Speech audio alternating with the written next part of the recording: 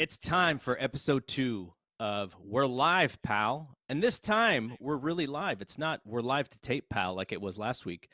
I'm Double G, host of the Fight Game Podcast and co-host of Wrestling Observer Radio on this very network. Last week, on our debut episode, the head of the table, Brian Alvarez, joined us. And in most weeks, we'll try and fill that fourth chair. But for this week, episode 2, we decided to keep that fourth chair empty. So before we kick this off, I wanted to introduce my two co-hosts. As the great American philosopher Queen Latifah once said, ladies first. She's the host of Speak Now, as well as other shows. You can find her. You can watch her tweeting live during the majority of wrestling shows.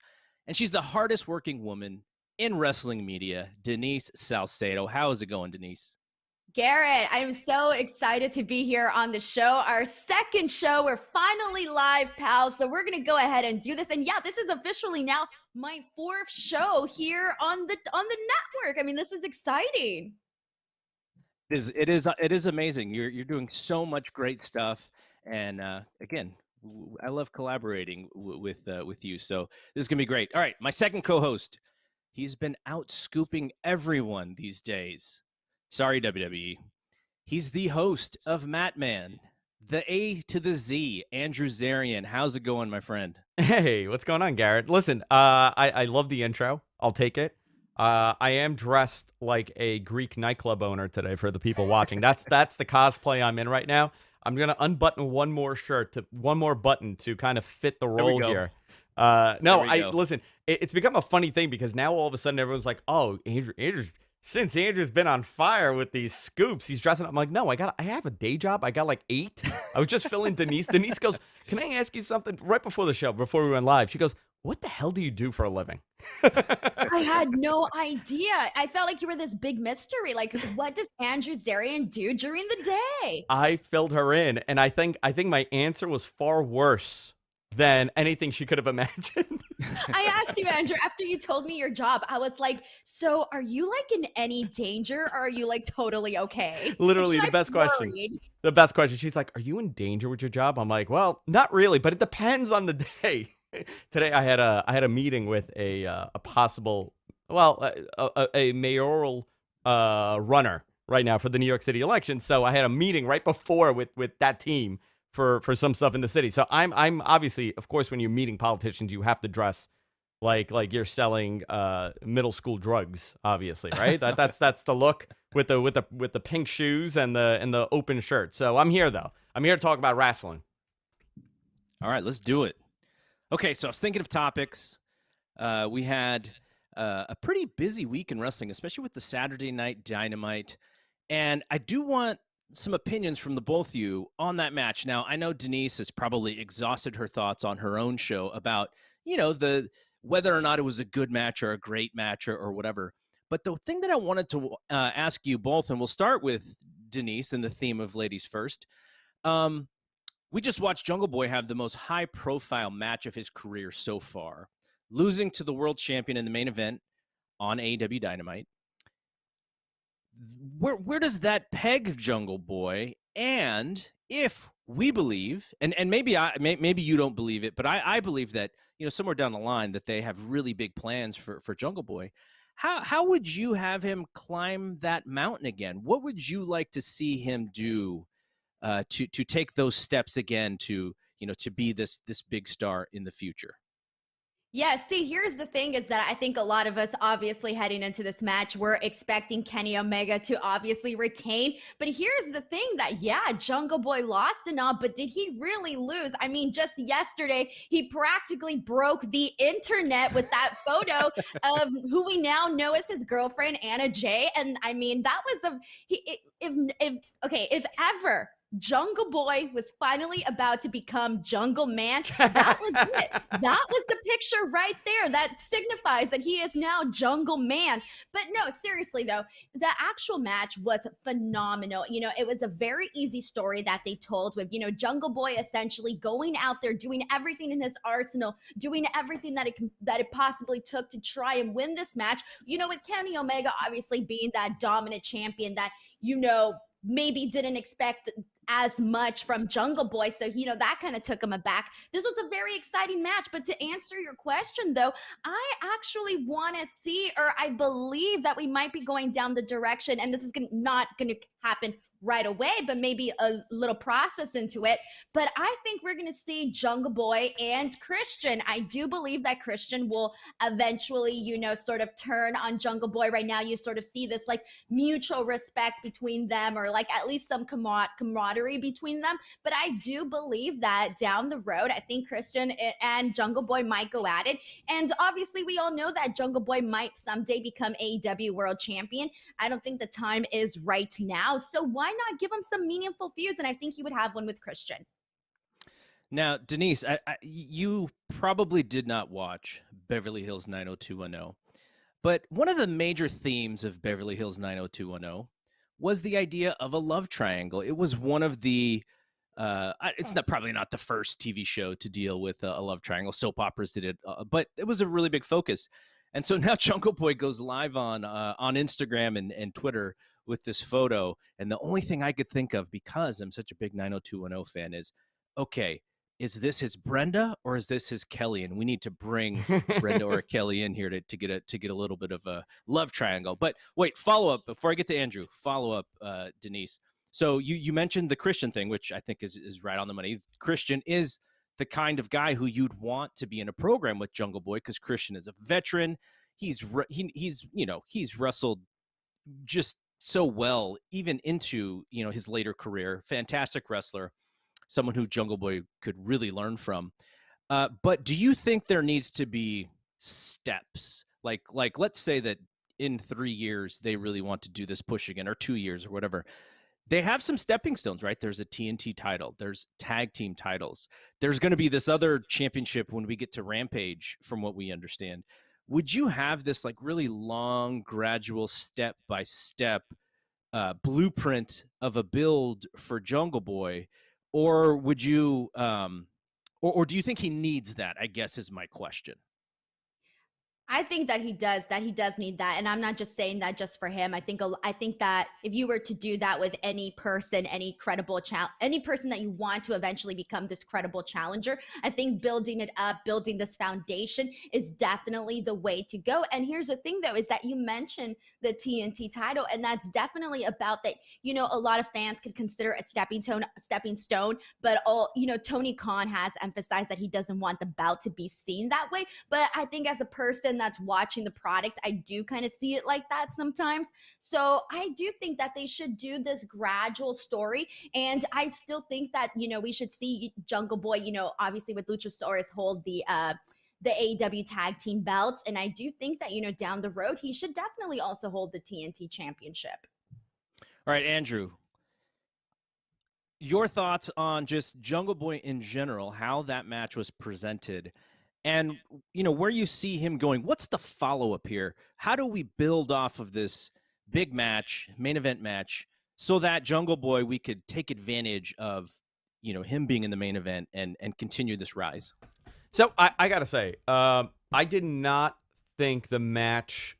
I expected the match to be a really good match. Obviously, you got Kenny Omega in there, and that he's going to give Jungle Boy this tremendous time to kind of show off what he could do. And obviously, the story here in AEW over the last 6 weeks is building new stars. And they've done, and you see it happening. They've done it with the mid card, and now they're doing it on a different level with the upper mid card.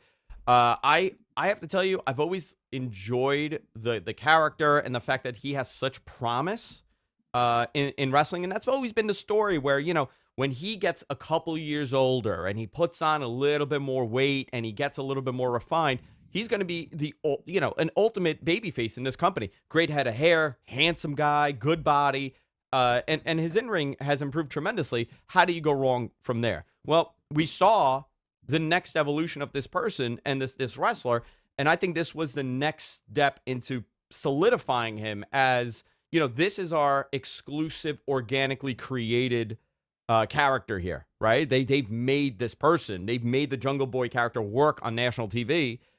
There's a lot of promise with him. Very hopeful that he's going to have this unbelievable future. But man, what a match. It totally blew me out of the water. I again, like I said, expected a lot from it. and it over delivered. I don't know what kind of ranking or star I would give it if that's what we're going to do, but I would say that it was a very good story within a story that was being told here. Okay, this is a good follow-up here because I agree with you. I thought it was a really good match. What did you think about the follow-up though? Because Jungle Boy didn't get his moment in the ring of like that, he almost did it, he got beat, but then the crowd rises in appreciation and he kind of looks up and has that moment. They went immediately to the Christian run-in as Kenny Omega was trying to take out Jungle Boy. Then Matt Hardy and his crew come out and they all take out Christian, and then Christian eats two super kicks, the double super kick, and we go off the air with the bad guys again. Holding Garrett, their heads. I gotta high. tell you though. The Young Bucks to me are the biggest a-holes in the business. I mean, as characters, obviously. I'm not talking about them as people, but I'm talking about the characters. What a great job at presenting that in a bizarre way. It was a lot going on in that main event. It was a clean finish, which I'm very happy about. But the big story of that night really was how the Young Bucks have really turned up the getting under your skin thing, which they're very good at. They're tremendously good at this. So I thought it was interesting because they put so many different elements in like such a 20-minute period where you have to kind of think about like what's happening right now. And Denise, I'll come back to you. Did you have a problem with the way that show ended? Would you have liked to see Jungle Boy have a little bit more of a moment before we went to the craziness of what happened after?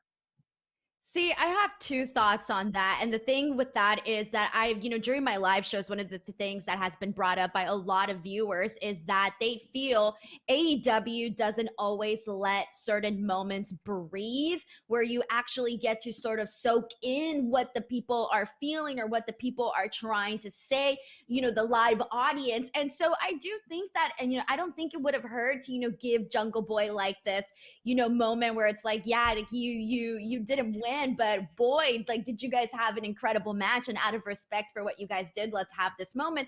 But then again, I don't necessarily think I'm going to argue it with this match, because I think that the story that they were telling here, it's like, okay, if they needed to get to this faster. So I actually like the way that all of this, transpired post match. I thought that it was the way to go if that's the story that they were going to tell. If they weren't going to do obviously any of this stuff, then yeah, it obviously makes sense to, give it a little bit of breathing room versus just, hopping over to, ending the show or going on to the next thing. Obviously ending the show since it was the main event.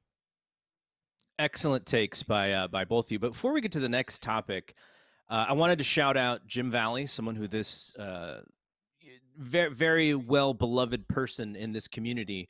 He just tweeted out a couple hours ago saying that I guess he was in the hospital. He had something. He said it wasn't super serious, but he's being discharged today, going home in a few hours. Thanks for the support. You're the best. So just wanted to say shout out to Jim Valley. Love Jim, and best of luck as he continues to recuperate.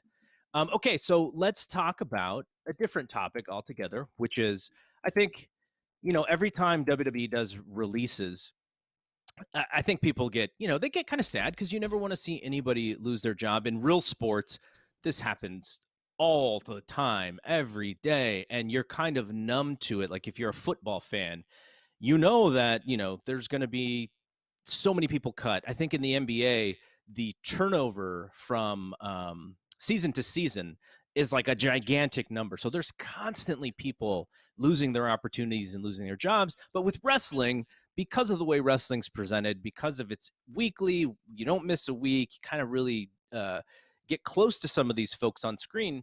When they do the releases, you tend to feel, very bad. You don't want to see anybody lose their job. That being said, I wanted to ask the both of you, and again, we'll start with Denise. Fandango, Tyler Breeze, Tony Nese, Daivari, August Gray, Everrise, Kurt Stallion, Bollywood Boys, Arturo Huas, Marina Shafir, Killian Dane, Tino Sabatelli. 14 acts who were let go. If you were a GM, let's say you're a GM of a wrestling company or you're in charge, and you could take one person and bring them onto your roster out of those acts, who would be number one? Who would be your main priority to talk to bring in? See, that's an interesting question because I thought you were going to ask, like, who do you feel is going to have the most successful career, outside of WWE? But then, like, you're asking me as a GM. I feel like looking at this list, obviously, I love Fandango. I think he is just so much fun. Tyler Breeze is somebody that I think out of all of the names, people were just like, no, not Tyler Breeze. I love the Singh brothers because I just feel like anytime that they were on television, they gave me something memorable, or I just remember having like a smile on my face. But I think like the right answer here is probably Killian Dane, because I just think that he's like, this big guy that can do a lot. So I feel like my smart answer would be Killian Dane. But if I want to have a little bit of fun, I feel like if I were a GM, I probably would go with the Singh brothers. Wow. Okay. So that's actually surprising. That's not what I was thinking you were going to say. So why would you what do you see in the Singh brothers as to the reason why they would be the top priority? I just think that they would add something different that we don't have on like any other roster. And that's the reason why, if I kind of want to do like, if again, this is me as a GM, all right? You don't know my promotion. My promotion's crazy. We're doing wild stuff on my promotion. So I kind of feel like if, obviously this is fantasy world. I feel like I would just, have more fun with the talent like the Singh brothers. But then at the same time, I feel like I can say the exact same thing about Tyler Breeze and obviously Fandango. So I kind of feel like I have multi answers here. No, I like it. I really like it. Okay, Andrew, you are the GM. You are the boss. You need to bring in one. Who's at the top of that stack for you? From the current releases? Yes. So I got a little insight here. There we go. I'll give it to you. Go. So I let me see how I'm going to say this. I was not told this in an official manner, right? And I have not been able to confirm this, but Garrett, you follow sports heavily, yes. and yes. you know that there's multiple layers on when a talent is released, right? Sometimes it's not a matter of how they're performing as an athlete, right? It's other things. Like, like if they could afford buttons on their shirts, unlike myself, that plays a big part. But it really comes down to, what are your merch sales? How well are you liked? How well are you gauging with, small studies, small groups where they're kind of gauging if people are into you or not? There's multiple layers to this. And I think for WWE, they may be equating this a little bit heavier than they've ever done. Normally, the gauge is how over are you with the crowd? How are you performing well? Do you have the fans behind you? But now, I from what my indicators are and what's being told to me, they're looking at all these other things to determine how well you're gonna do. We heard that story with Samoa Joe when he went to NXT. Do you remember when they had that T-shirt sale deal together, and he sold out such an astronomical amount of T-shirts that nobody saw it coming? These are things. T-shirt too. It was a dope T-shirt. It's a phenomenal shirt. So you got to kind of put these into factor. With that said, if I'm running a promotion, I would tell you, people may find this really weird, but this set, I would hire Fandango and totally relaunch with him. Interesting. Fandango has a lot of, I guess you could say, equity with the fan base, the current wrestling fan base, because he's been around for so long. Now, that doesn't mean that he's been pushed, up and down. Like, he had that one big win against Jericho, and, they didn't really do a ton with it. But I can definitely see that. So for me, because I like, these really, really good wrestlers, and similarly to what I was talking about with Denise, where Christian kind of comes in with Jungle Boy, I like Tony Nese, and I know he's maybe not as flavorful as some of the other folks, but I think what gimmick can work is like the shooter gimmick, or like the just the really great wrestler gimmick. He comes in, he's very serious, he just goes to work. I think that really works, and I think you could do something with Nice. But you know what I'm actually the most happy about is we all had different picks, which shows that our own, if we were in charge, if we had a billionaire father like Shad, and he said, "Hey, blow all of your inheritance now." Well, he didn't say all of it to Tony. But he said, "Yeah, you can blow some now. Go for it." Yeah, it's All I'm so gonna interesting say how is my ratings will blow both of your ratings out of the water. All right, I'm sure because I picked Fandango. Promotion. Listen, I'm going with a who's easy to manage type mentality more than anything else. But listen, Tony Nese, I have a lot of mutual friends being from the Northeast, being a Queens kid, Long Island kid. I can tell you that he has tremendous upside. It just, when you're stuck in a certain zone and you're considered just like a 205 live guy and you really don't have much merch sales or anything else backing you, it's a difficult process no matter how great you are backstage. Here's a great example. Baron Corbin is beloved in that company, right? Maybe not by the fans. See that. Maybe not by the fans, but I could tell you a former writer, not the one that was recently fired, but a former writer one time told me that he is one of the most pleasant people to work with because he will not be combative and he works with you on stuff. And, us as fans, we look at this and we're like, oh my God, another Baron Corbin match. But his heat was so negative where it's now turned into like normal heat in a weird way.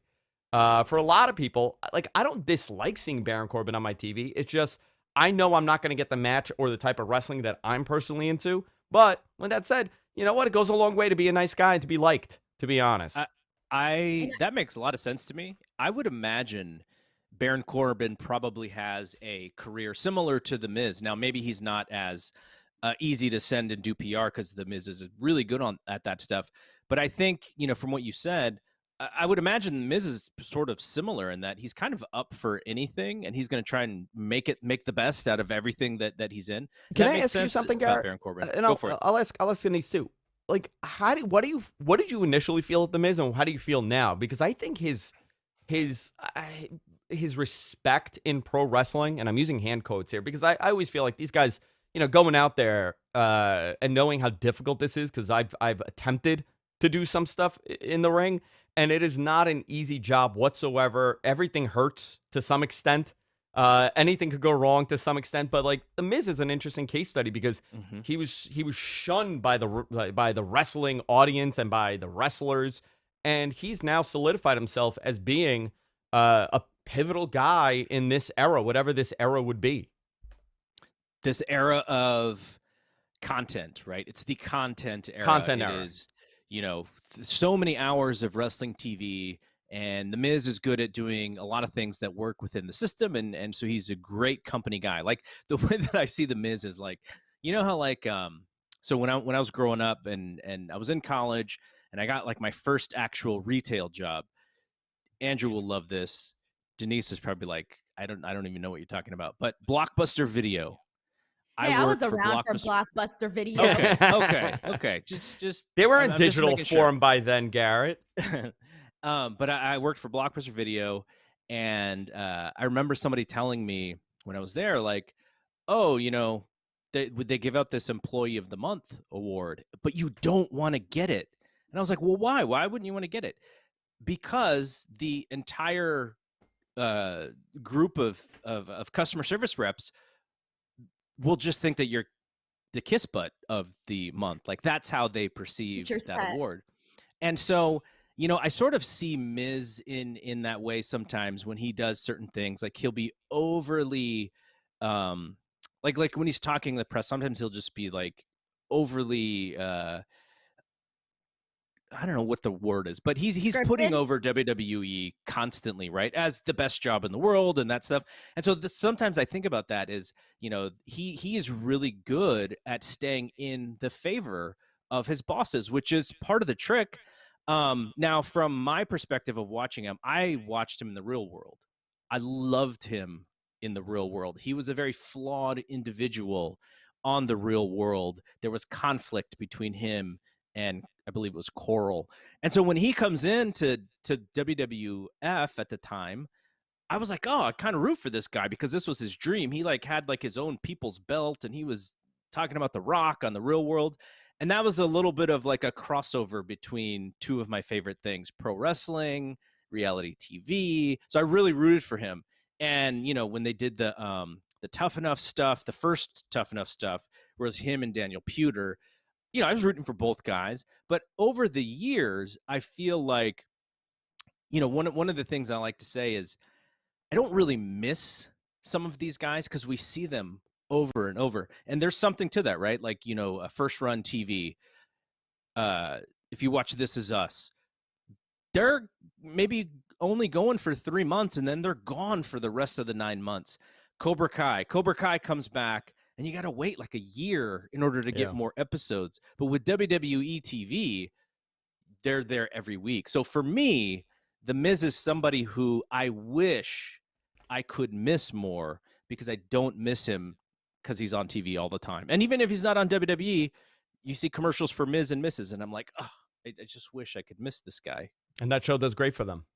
Yeah, no, it's great. I mean, it's exactly what he's good at, right? Like that's where he came from. He's so good at that stuff. See, the way I see The Miz, it's like it's two different things. So like outside of being on, you know, your weekly television screen on Raw, I feel like the outside Miz is somebody who has essentially really built himself, you know, his own empire where, again, we talk about the reality TV show. We talk a lot about the host work that he has done. And I feel like you really can't put anything other than respect on that because at the end of the day, he's doing the work and you got to respect that. So with all that being said, inside the ring, like recently, like I used to be a fan, like maybe back in the day, but now I just feel like, please, I'm sorry, but I really hated his run as champion, and I was just so angry and so irritated by it because it's like, come on, we're in the year 2021. I should not be seeing The Miz as champion, and sadly, that made me just not want to see him at all in my television screen. Now, you know, I've been,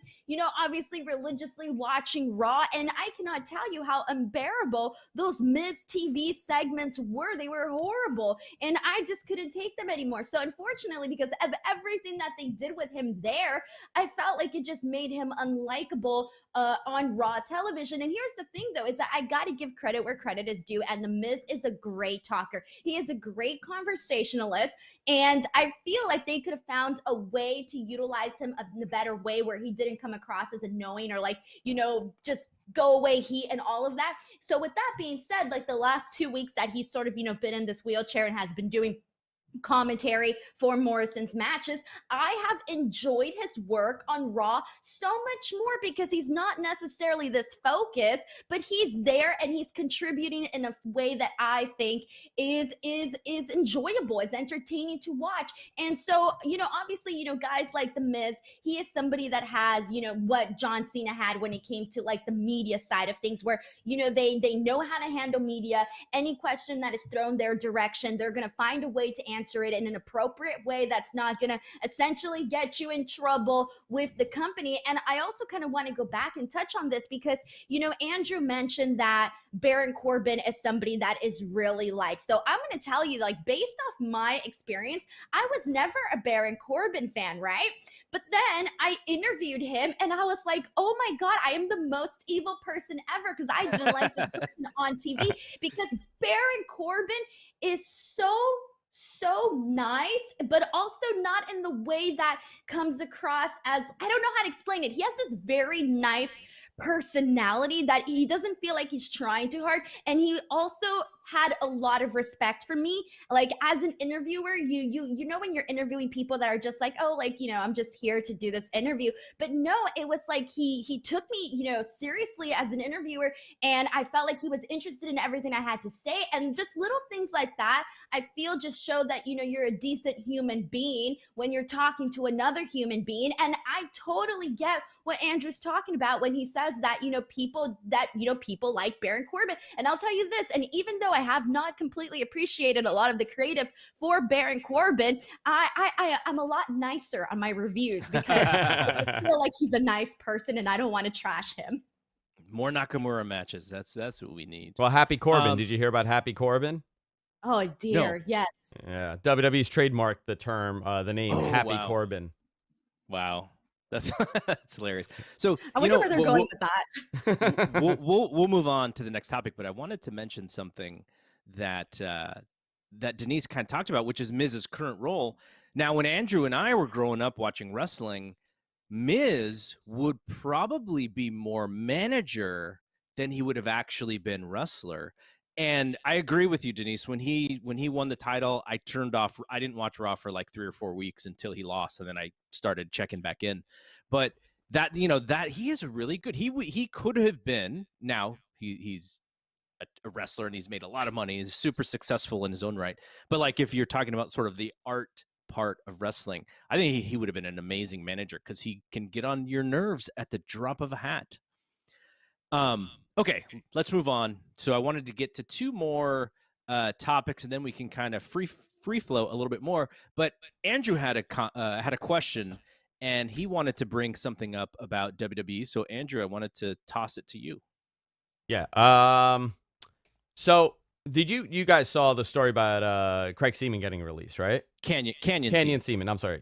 Craig Seaman actually is someone else that I know. He's in technology.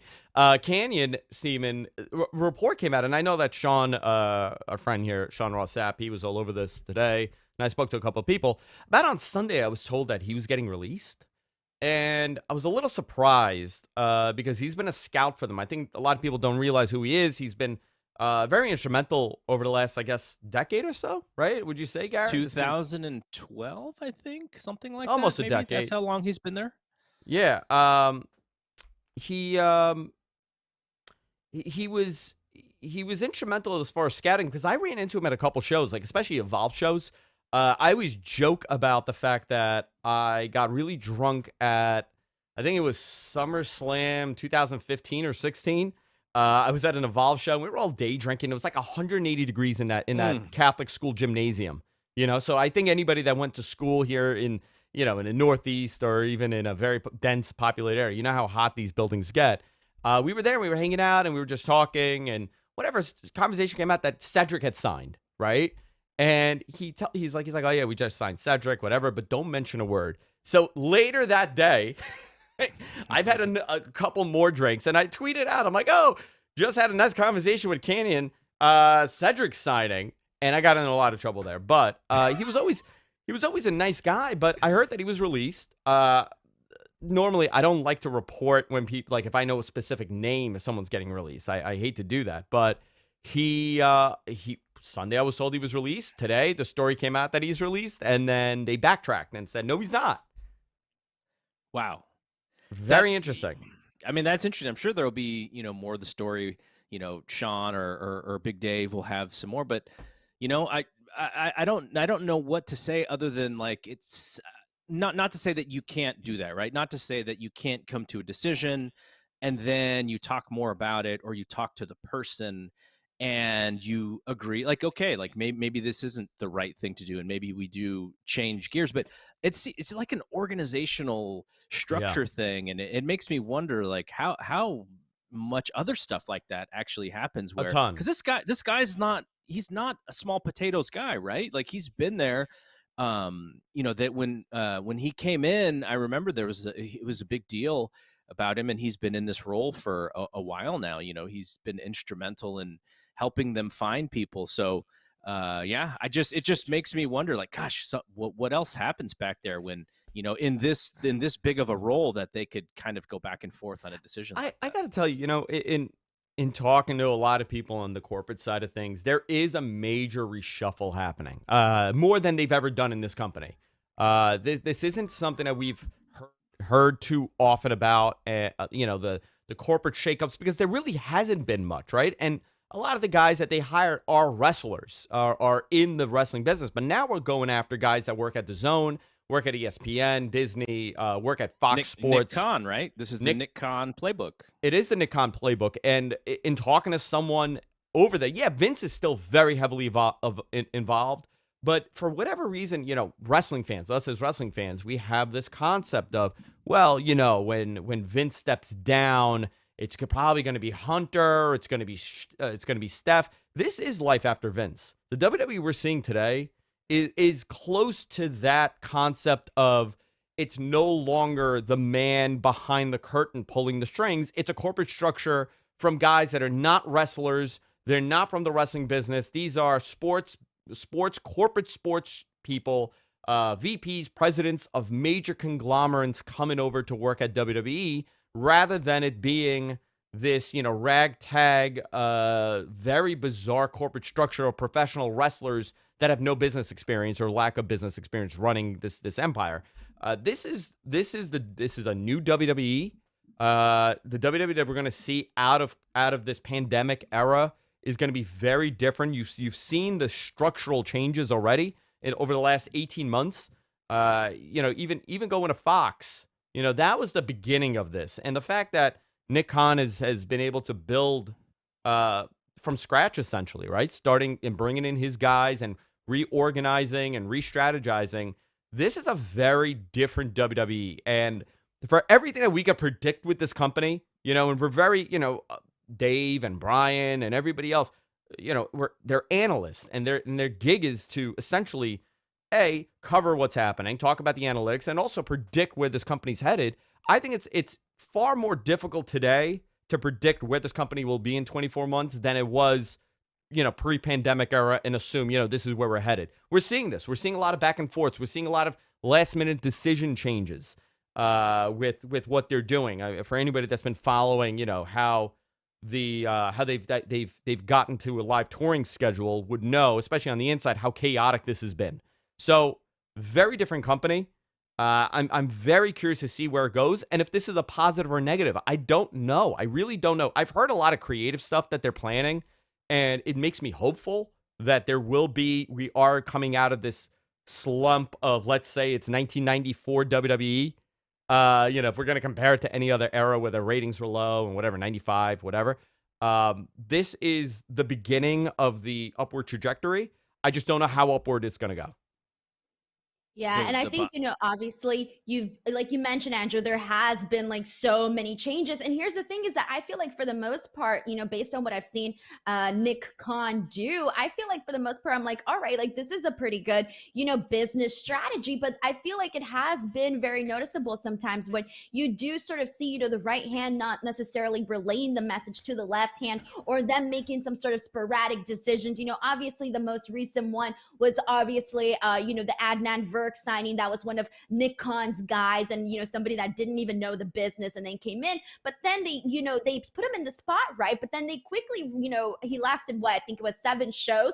But then they quickly found somebody else that was there to replace him. So even though I feel like they are making these wild decisions, or what it feels like from an outsider's perspective, wild decision, I do feel like maybe there is a little bit more of, what, we kind of made a mistake here, let's correct this. And we are sort of seeing little shades of that. But I think what a lot of people might have predicted, that hey, the company's going to go to Triple H afterwards, I almost feel like a couple of years ago, I would have been a lot more positive in saying that. But now, seeing a lot of the things that have been happening in the company, I'm not even so sure that I even believe that anymore. So it is interesting to see, just like even like the, with the network essentially no longer being a thing here in the United States, and, going over to the Peacock, it's just a bunch of different little things that have been happening that are sort of showing this new direction. And I do feel like there are obviously, some pros and some cons to all of those. I think the one for me was the Jamie Horowitz signing.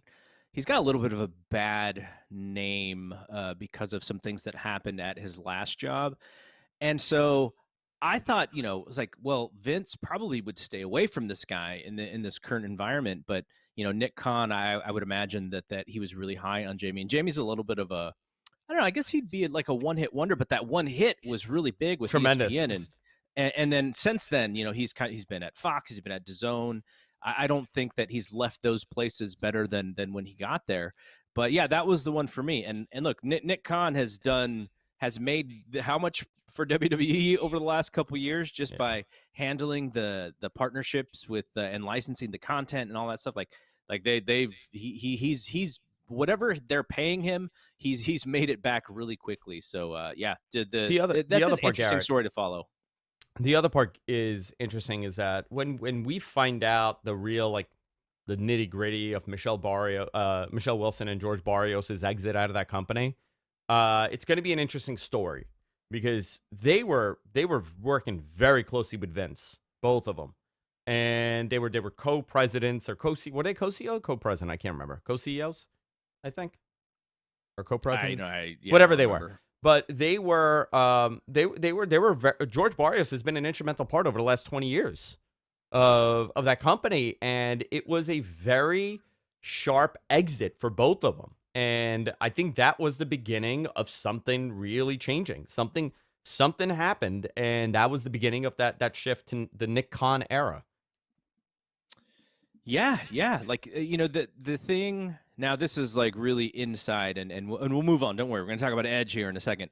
This is kind of an inside topic, but I think it's, if you want to sort of explain where we're going, like Denise said, this is kind of a new change, and wherever WWE goes from here is different from where they were previously going before Nick Khan. So this is something that, I love following this stuff, and it's going to be a story, and we'll see. I have Barrios and Wilson.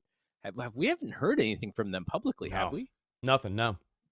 I wonder if they had like some clause in their contract where they couldn't really tell their story at some point. I mean, at some point they would be. I'm sure. Probably incorporate that into their contract, probably. All right, back to wrestling. I wanted to talk about Edge. For those who watch SmackDown, he came back at the end of the show. He attacked Roman, and that looks like the Money in the Bank match. And it's great, great pop for Edge. You're excited to see him again. He comes in, he's fierce, he spears and everything. But I guess my question is, based on how WrestleMania ended, Roman won the WrestleMania match with him and Daniel Bryan and Edge very conclusively, right? There was no doubt about it who won that match. He pins both guys. And so when I watch Edge come out, Roman has the look of surprise, and he didn't quite do the Vince McMahon gulp of fear, but he was, he was selling that Edge was here to cause havoc. But to you, and again, we'll go Denise first, is what happened to Edge at WrestleMania, did that damage him in your eyes, or has it been a long enough time until now to where he comes out and you're like, all right, I want to see Roman and Edge in this match? All right, Garrett, here we go. Get ready for this because I got a lot of, I got roughly a good amount of Twitter heat for my opinions on this angle, on this story. So I'm sure, there's going to be people watching this show that don't agree with me, but I'm sorry, it has to be said. I hated this. I thought that it was so like, okay, here's the thing. You kind of already recapped a lot of, what happened, but let's kind of, rewind a little bit to, the fact that Edge wins the Royal Rumble. Great moment, hooray, hoorah. And then you go into, they're setting up this, feud with him and Roman Reigns, and that's looking like it's going to be the WrestleMania match.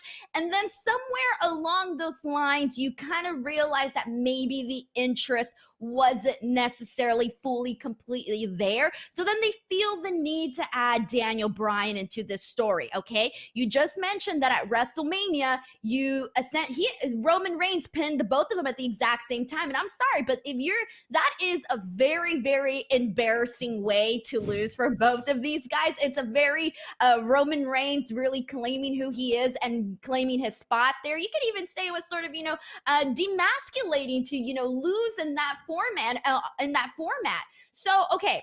So now we come here and, Roman Reigns is talking about the fact that he really doesn't have any challengers, and he's right. Obviously, we already know that. But okay, in storyline here. And then it kind of seemed to me like him and Paul Heyman were working towards, supposedly making this announcement. I'm really excited. I'm like, all right, where are they going to go with this? And then Edge's music hits. And I'm thinking, oh no, we're going to revert back to this? Tell me something. And maybe Andrew or you can answer this, but what the hell changed between the story that they were telling pre-WrestleMania heading into WrestleMania to now? If I didn't care about it that much then, yeah, they had some great promos, some great back and forth, but if I didn't care about it that much then, or you at least told me not to with the incorporation of Daniel Bryan into this match, why should I care about it now? And so a lot of people were very upset when I said that because they were like, well, stop watching if you don't care. And I was like, I can't do that. But it just doesn't make sense to me, and it just kind kind of a reminder that they're not making these new stars, these new challengers for Roman Reigns, who is literally doing the best work of his life right now. They don't want you to stop watching, by the way, because then what are they going to watch? If you stop watching, then they can't watch you. No, go ahead, Andrew. I don't know if you had an answer to Denise's question. What changed was the live crowd, obviously, right? Them doing that in front of a live audience. I think there's a couple things here. The first one is they need to get to Seth Rollins, right? That's the story here, is the match with Seth Rollins potentially being at SummerSlam. So you need to create something for Roman. You need to create something for Seth. I was very shocked they went with Edge. I had asked. They had said, well, no, not right now, but definitely at SummerSlam he's wrestling.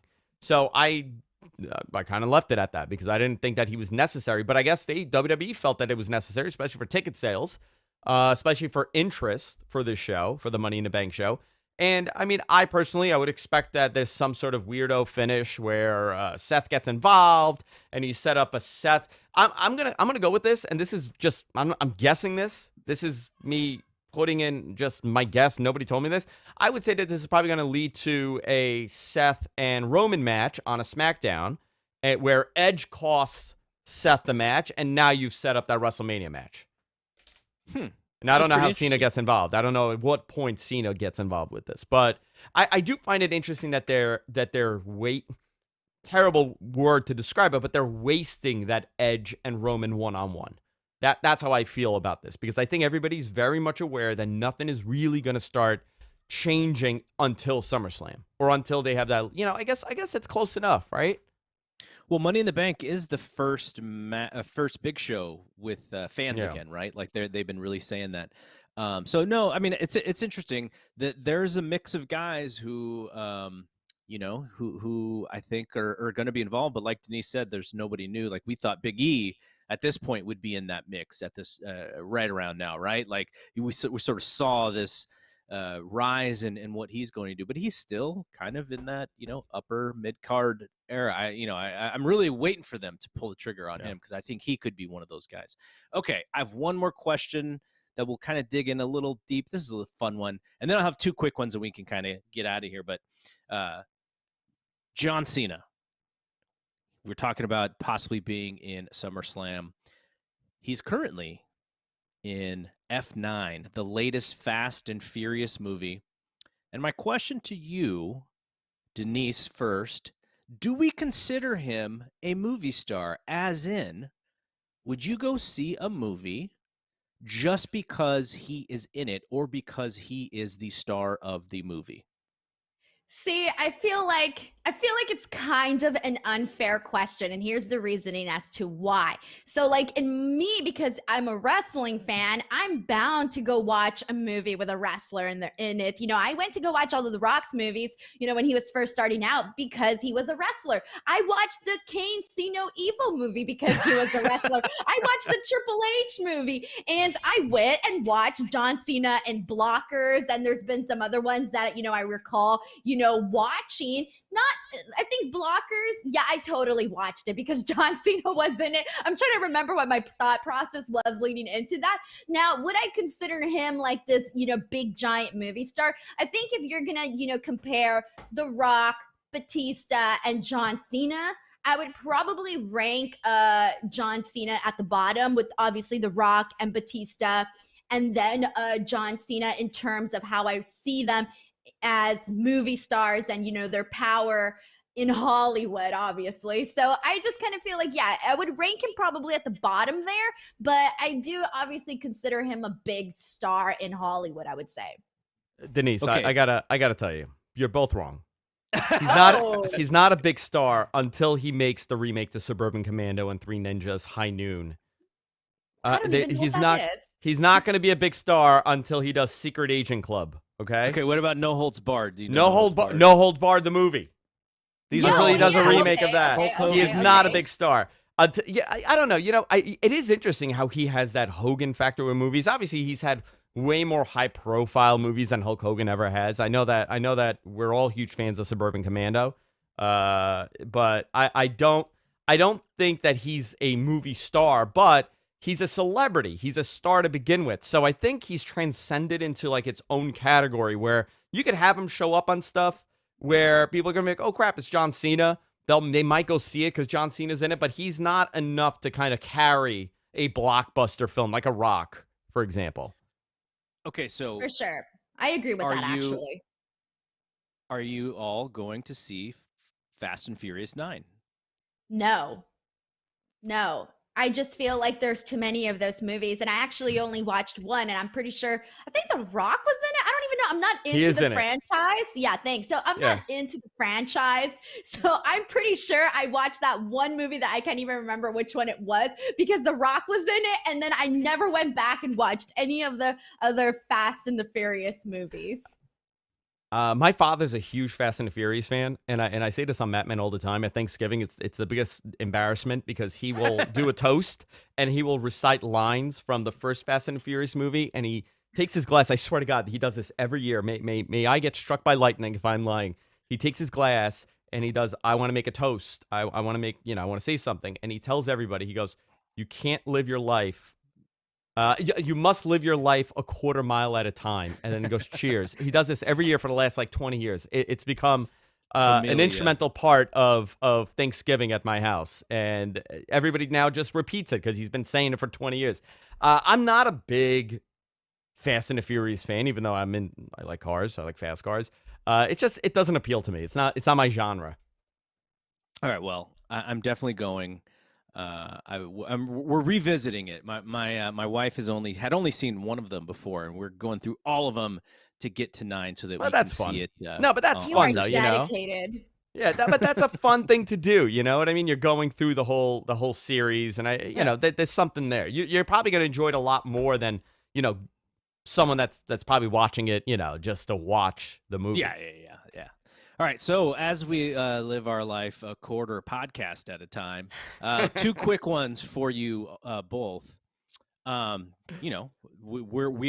This is a wrestling show, and sometimes we're critical. I know when I watch wrestling, I'm looking for angles. I'm looking for things that I can applaud, and I'm also looking for things that I can critique because we do shows. You have to have points. You want to raise things, and you want people to discuss these talking points. But there's also just what makes you happy, what makes you cheer, what can you get excited about? We watch a lot of wrestling, and there are moments where we sort of forget that we have a podcast to do, and we're like, oh, yeah, that was so fun. So quickly, Denise, who are your 1 or 2 or 3 favorite acts going in wrestling today? Who makes you smile? Who makes you cheer? All right, I'm going to try to think really fast here. Okay, so I definitely got to give a shout out to Rich Swann because I feel like he's definitely one where I'm always like, oh my God, like what did you just do? I'm obviously a big fan of Will Ospreay, so I got to give another one to him because I just like, when he's in the ring, I'm just like, dude, what the hell? Like this is incredible. And then I'm trying to think really fast. All right, in WWE, I would probably go with right now, I'm going to go with, I just feel like okay, I've been liking what Matt Riddle is doing, so that's been making me pretty happy. Obviously, Drew McIntyre and AJ Styles and their match that, and Riddle, their match that they just had at Raw was like really great. AEW has so many people where I'm just like, holy moly, like I'm a Young Bucks fan, so I definitely gotta, pop every time I seen them. Obviously, the Lucha Brothers I always get really excited about, and I could just really go on and touch on different like people that I'm a big fan of. But I just feel like those are some of the people that make me happy, and I'm going to regret forgetting a couple names afterwards. I love it. Riddle and Orton have been one of my favorites as well. I'll give 3 more after, but I want to ask Andrew first. What about you, Andrew? Who's making you pump your fist when you watch wrestling? If we're talking like acts, like a really cool act, right now Eddie Kingston, 100%, because he's so freaking New York. And a very like specific like Bronx, Yonkers, New York. I know. I gotta tell you, I say this all the time. I know like 5 Eddie Kingstons in real life. Like there's so many. I love that. I think it's his cadence on how he speaks is so unique.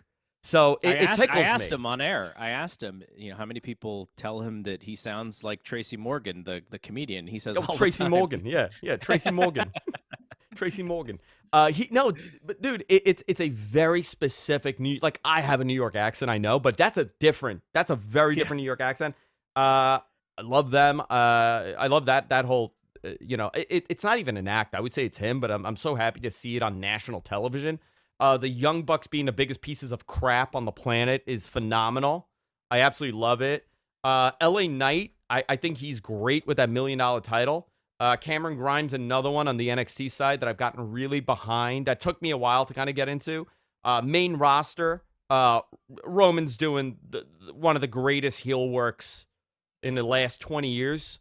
Out of this era, 100%, he's up there now in that really competitive 20-year history of WWE. Going from 2001 to today, of being this tremendously believable bad dude, and you're rooting for him because he's a real sweet guy. That's the other thing, and he's been able to convince everybody what a heinous human being he is. I think right now those would be my top. As of the last week, what I'm into. It shifts. I think for everybody too, it always shifts on who I'm into this week, who I'm into less this week. I think those are the top ones. You know who? The Acclaimed. I would say the Acclaimed are they've really I become big fans of theirs, and the fact that they've gotten so much time on the secondary shows for AEW, and they're coming up. I think they're like 9-0 right now, whatever the record is. You could tell that they're building these guys, and there's something special about them for sure. Yeah, I'm a giant Max Caster fan. Oh, tremendous, dude. Okay, so you both have mentioned Moxley and Kingston, new Papa John Moxley. Those are my guys too. So I have 3 that I wanted to quickly shout out. So Jay and Jimmy Uso are fantastic. I love everything that these guys are doing. Now they're stretching out this story, right? And this story probably should have been over by now, or at least advanced to past to where it is. But Jay and Jimmy are fantastic. I've always been a fan of the Usos, and I think they're doing right with Roman, doing tremendous work. The other one would be Jeff Cobb. I think Jeff Cobb, if you're watching New Japan, he is raised his game, maybe even 2 levels, to be in that main event mix as a pro wrestler. To be able to wrestle at the level of the main event acts in New Japan is just a different level altogether. So shout out to Jeff. And this act is not even, they're sort of adversaries on TV right now. I'm going with MVP and Kofi Kingston. Like 5 years ago, I'd go to the local indie show, APW, and you'd see MVP in a main event. And, he's wrestling his ghetto strong style and he's still doing his thing. And I was like, yeah, he's good, but he's a little bit, not over the hill, but he's a little maybe exhausted his time as a pro wrestler in the ring as a main event act. But to watch him do his thing every week with Bobby Lashley on the mic, I think he's got to be one of the top, 5 promos this year. And then on the flip side, you remember when Kofi Kingston beat Daniel Bryan at WrestleMania, there was this video that went viral of MVP and others who were like to tears, right? Black heavyweight champion in WWE. And so to watch these 2 guys go back and forth is one of my favorite things on Raw right now. The promo work that they both did, I thought on last night's show was amazing. I love when we can see Black excellence in our pro wrestling, and I'm so happy for both those guys, and they're just entertaining as all hell. So those are mine. Okay, I was gonna do one other thing, but maybe we'll save it for another show because we've been talking for an hour. My last thing, and I actually didn't even mention this to you both. If we look at our week, if we look at the We're Live Pal week as Tuesday through Monday, because we do our show on Tuesday. So go all the way back to after we finished our show last week to yesterday. Who would be your wrestling MVP from the stuff that you watched, the things that you watched on TV? Who would you consider the wrestling MVP of the week? And Denise, again, we'll start with you. Oh, I almost wish I had more time to think about that because that is a good question. Can I pick 2 people? Yes. No, you know what? No, I'm not going to do that. That's cheating. I feel like the obvious answer, and I have to go with it, Mm-hmm. It's gonna be Jungle Boy. And the Mm-hmm. reason for that is, like I mentioned earlier, not only is he Yes. winning on the wrestling side, but on the love side of things, social side of things. So I'm gonna say it's been a pretty good week for Jungle Boy. So I'm gonna go with Jungle Boy. Great call. Jungle Boys definitely had a great week. What about you, Andrew? I had the same pick. I had Jungle Boy for sure. This was his, I guess, a culmination of type. Where he now solidified his spot. We've spoken about the upward potential for this guy for over a year now. I think everybody. I think you have. Denise has. Dave has. Brian has. There's a tremendous amount of potential with him, and I think he really showed that he could do it under pressure. And I got to tell you, he was nervous for sure going into that match. There's no story anybody could tell me that this kid's butterflies in his belly were not just going all over the place. I mean, it's you're on national television on TNT in front of a gigantic live audience. Anything over 500,000 is a national. I mean, listen, 500,000, 1,000,000 doesn't matter. It's still a lot of eyeballs on you. And they're looking for you to make that mistake. There's no forgiveness here for Jungle Boy. If he slipped Wrestling up, fans? I know, No? amazing, right? But I mean, in reality, he had a lot of pressure on him, and forget about everything else. He really showed that he could hang with the best of them, literally the best of the best. I have to give it to him. Now, do I think he's gonna now be propelled into this main event territory right now? I don't think he should. I think that TNT title, like you guys discussed, is a great middle of the ground spot for him to kind of settle in and kind of make his name for the next year or so. But the fact that he had a world title match and the fact that he performed at a very high caliber with the short amount of time he's been doing this spoke so much. All right. My pick is going to be Matt Riddle. If you watched Raw last night, he transitioned into Randy Orton sort of unsuccessfully. He was trying to talk to Damian Priest as Randy Orton, and he just does the comedy stuff, the Jeff Spicoli Fast Times at Ridgemont High stuff so fantastically well, and he backs it up in the ring. I know some people want them to turn that switch so we can actually see badass ass kicker Matt Riddle, but again, we talk about you're sort of doing, you're taking what they give you and really doing it very well. And I almost wish that they would have watched that TV. Matt Riddle gets taken out of this match with Drew McIntyre and AJ. He hurts his I think he hurt his knee or something. He rammed into the steps. They take him to the back. He comes back in, this heroic baby face who wants to win it for Randy. For whatever reason, Randy wasn't on the show last night, but he fails. I almost wanted them to go, you know what? This thing is working. Let's have him actually win this match because this character's working so well. They didn't. They stuck with their plan, which was Drew. But my MVP of the week, Matt Riddle, he's the reason why I enjoy watching Raw again. The main reason, I would say. There's some good stuff going on, as I mentioned, MVP and Kofi and Lashley. But yeah, Matt Riddle, great job. He is my MVP for the week. Listen, at the end of the day, if you're over, you're always going to get over. Yes. So I guess we can end it here. I want to tell Denise and Andrew, you guys are awesome. I love doing this show with you. To the people who are watching and listening through the podcast version of this on Figure 4 on Wrestling Observer, really appreciate you all checking in. Send your feedback in if some way. If people want to send me an email, I'm at gg@fightgamemedia.com. Would love to hear from folks. But yeah, we're kind of creating it as it goes.